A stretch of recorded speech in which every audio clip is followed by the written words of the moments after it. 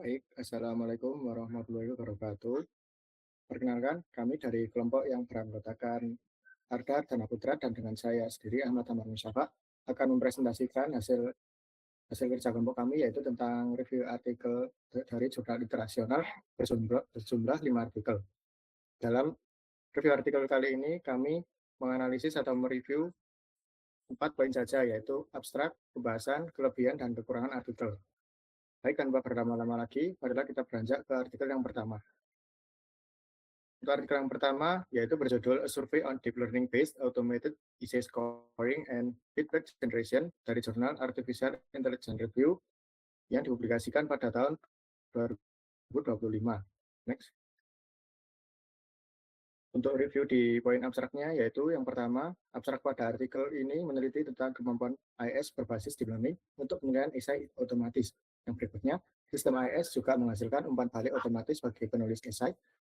Kemudian abstrak dalam artikel ini juga dianggap mewakili isi artikel secara keseluruhan, yang kemudian pembaca dimudahkan memahami konten melalui abstrak yang jelas dan ringkas. Dan yang poin terakhir, abstrak dalam artikel ini tidak menyebut jumlah paper dan rentang waktu literatur yang telah direview.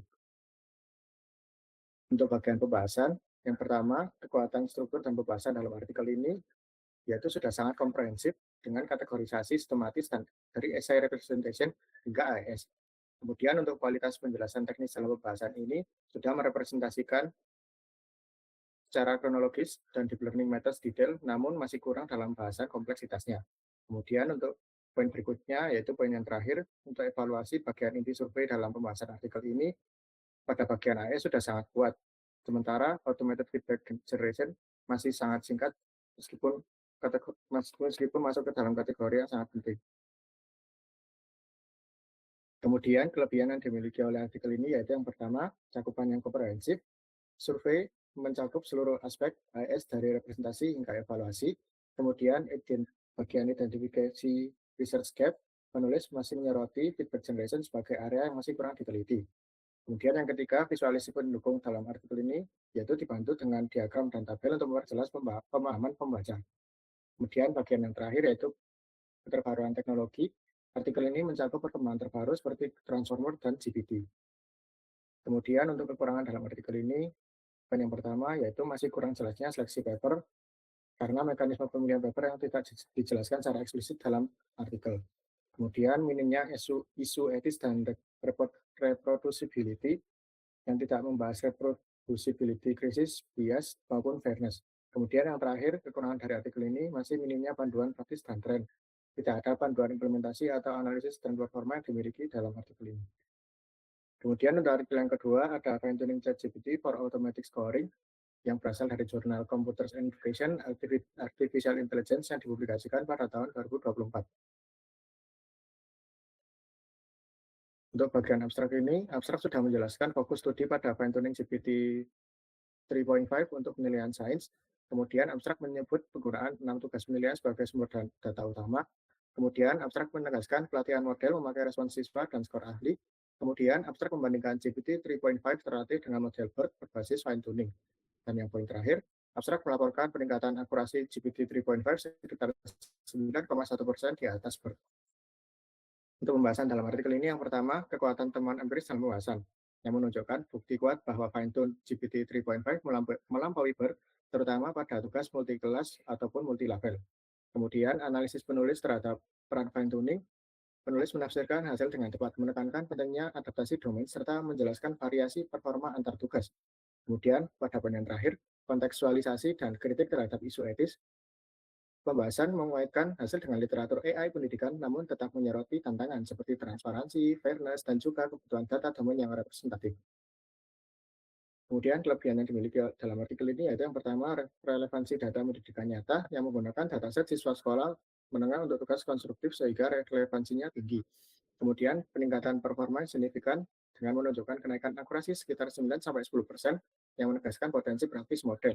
Kemudian bahasan implikasi dan tantangan penting yang mengulas isu non-teknis seperti fairness, bias, dan kebutuhan adaptasi domain.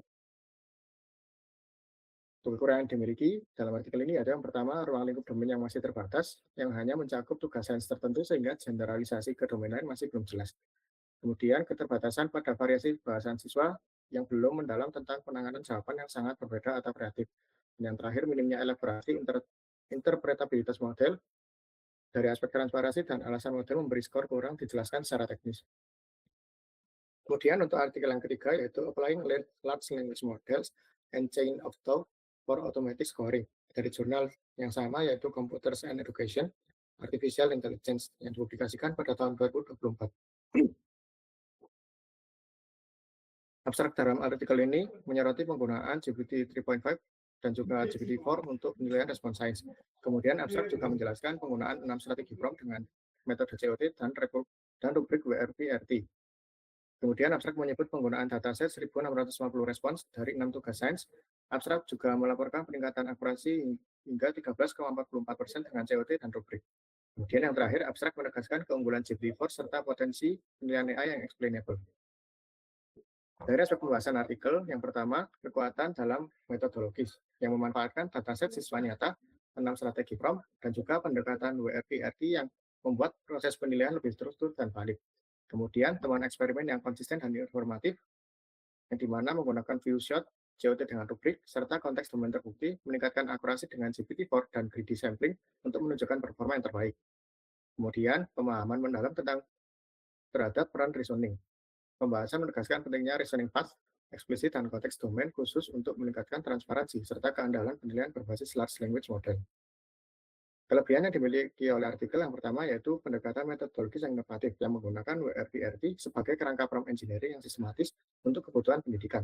Kemudian analisis model yang komprehensif dengan membandingkan GPT 3.5 dengan GPT-4 beserta parameter sampling yang menghasilkan temuan empiris bernilai. Kemudian yang terakhir fokus pada transparansi penilaian, menekankan explainability dan transparansi sehingga relevan bagi aspek pedagogis dan etis. Yang terakhir, kekurangan yang dimiliki oleh artikel yaitu generalisasi domain yang masih terbatas, yang dengan dataset yang hanya mencakup konteks sains menengah Amerika Serikat, sehingga perlu uji lintas bidang.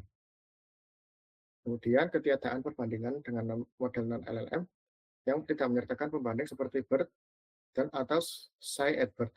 Kemudian yang terakhir minimnya analisis efisiensi yang menjelaskan perbedaan gaya penggunaan GPT-4 dibanding dengan GPT 3.5 belum dibahas secara mendalam. Untuk yang artikel berikutnya akan dijelaskan oleh rekan saya. Baik, saya akan menjelaskan untuk artikel selanjutnya, yaitu ini pertama artikel keempat. Nah, untuk artikel keempat dengan judul Explainable Automated Essay Scoring, Deep Learning Realizes Pedagogical Value, yang dipublish oleh jurnal Frontiers in Education tahun 2020. Pada artikel ini, abstrak artikel ini membahas meneliti penerapan Artificial Intelligence atau XAI dalam Automated Essay Scoring atau AES berbasis Deep Learning. Nah, dan artikel ini menunjukkan bahwa model deep learning ini tidak hanya akurat meniru penilaian manusia, tetapi juga memberikan nilai pedagogis melalui melalui penjelasan skor. Selanjutnya untuk artikel ini juga sistem dalam artikel ini mengombinasikan neural network dengan teknik interpretasi untuk menelusuri dasar pengambilan keputusan dari deep learning-nya. Dan abstrak juga menjelaskan untuk hasilnya dari penelitian artikel ini yang menghasilkan skor yang konsisten dengan penilaian manusia sekaligus memberikan wawasan edukatif berupa bagian teks yang berkontribusi pada skor. Selanjutnya untuk pada pembahasan pertama yaitu layer-wise layer fence yang menerapkan artikel ini menerapkan teknik layer-wise layer fence propagation atau LRP yang digunakan untuk menyoroti kata atau kalimat yang paling berpengaruh terhadap skor akhir dari AIS tadi. Dan selanjutnya ada fitur kunci. Nah, untuk fitur kunci di sini model pada penelitian ini mampu mengidentifikasi fitur linguistik dan semantik yang paling berkaitan dengan kualitas tulisannya. Selanjutnya ada pedagogis. Poin ini sistem pada penelitian artikel ini mendukung pendekatan pembelajaran reflektif dengan menampilkan alasan di balik skor yang dihasilkan, bukan hanya berupa angka. Next yaitu kelebihan pada artikel ini, yang pertama adalah inovatif. Mengapa inovatif? Karena menggunakan pendekatan XAI yang relevan dan inovatif untuk pendidikannya. Selanjutnya untuk visual, jadi visualisasi hasil melalui LRP tadi mudah dipahami oleh guru maupun siswa. Ini adalah etis karena menekankan aspek pedagogis dan etika dalam penggunaan AI untuk penilaian akademik. Yang terakhir ada kolaboratif, karena menjembatani gap antara evaluasi otomatis dan praktik pengajaran manusia. Jadinya adalah kekurangan pada artikel ini yang pertama datasetnya, karena dataset artikel ini tuh terbatas pada satu domain penulisan saja atau yang generalisasinya rendah. Yang selanjutnya ada empiris, efektivitas pedagogis juga belum diuji di ruang kelas. Next yaitu metode. Untuk metode pada penelitian artikel ini hanya berfokus pada LRP saja yang menyebabkan kurangnya perbandingan dengan teknik XAI lain seperti menggunakan SAP atau LAME. Terakhir ada fairness, karena belum menggunakan analisis mendalam terkait bias data atau fairness dalam model AIS-nya. Artikel selanjutnya yaitu artikel kelima dengan judul Human AI Collaborative Essay Scoring, a Dual Process Framework with LLMs, yang dipublish oleh Jurnal Computation and Language tahun 2024. Pada abstrak artikel ini membahas yang pertama membahas studi yang mengevaluasi efektivitas LLM dalam AIS serta kolaborasi human AI. Yang selanjutnya adalah menggunakan dataset public dan private yang menunjukkan LLM memiliki konsistensi dan generalisasi tinggi meskipun belum melampaui model state of the art. Next yaitu human AI grading yang membuktikan bahwa human AI grading ini meningkatkan akurasi grader pemula dan efisiensi grader atau penilai grader ahli. Selanjutnya adalah pembahasan. Untuk pembahasan yang pertama adalah show and fast module. Nah, untuk fast module sendiri menangani penilaian rutin dengan kepercayaan tinggi serta secara otomatis. Kemudian untuk slow module ini aktif saat kepercayaannya rendah dan melibatkan manusia untuk analisis lagi lebih mendalam. Next untuk model dan metodenya. Untuk artikel ini menggunakan model GPT 3.0, GPT-4 dan LLaMA 3 dengan zero shot, few shot dan supervised fine tuning. Yang terakhir adalah explanatory. Jadi sistem artikel pada artikel ini menghasilkan penjelasan alami berdasarkan rubrik dan membantu akurasi dan konsistensi geograding.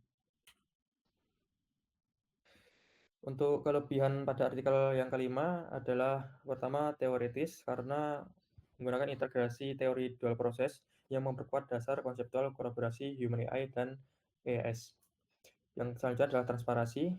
Jadi pada artikel ini dapat menghasilkan penjelasan alami yang meningkatkan pemahaman, kepercayaan, dan interpretabilitas pengguna. Selanjutnya adalah dataset tadi yang mengombinasikan dataset public dan private untuk menghasilkan evaluasi lebih realistis. Yang terakhir adalah akurasi yang menggunakan fine tuning tadi meningkatkan performa LLM-nya sehingga mendekati model state of the art tradisional. Selanjutnya untuk kekurangan dari artikel ini, yang pertama adalah generalisasi.